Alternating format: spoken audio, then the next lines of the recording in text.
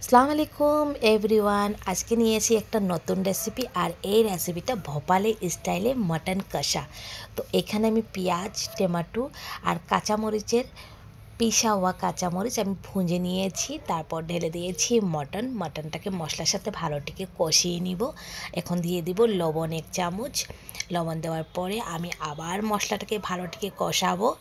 আর এই মটন কষাটা তো আমার কাছে খেতে অনেক ভালো লাগে। এখন দিয়ে দিব মরিচ পাউডার, হলদি পাউডার, জিরা পাউডার, ধনিয়া পাউডার দিয়ে ভালোটিকে কষিয়ে নিব। এখন দিয়ে দেব কাশ্মীরি লাল মরিচ দিয়ে ভালোটিকে মটনটাকে আমি কষিয়ে নিব 20 মিনিটের জন্য। আর এই মটন কষা কিন্তু এত টেস্টি হয়েছে। এখন দিয়ে দিয়েছি ধনিয়া পাতা অনেকগুলো।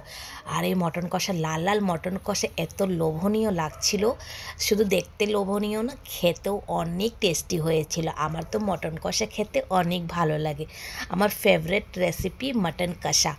আর এখন নিয়ে নিয়েছি গরম গরম ভাত। গরম গরম ভাতের সাথে মটন কষাটা এত মজা হয়েছে। আর সাথে ছিল লেবু। লেবু খেতেও আমার অনেক বেশি ভালো লাগে। আর এই মটন কষাটা কি বলবো এত মজা, দারুণ হয়েছে।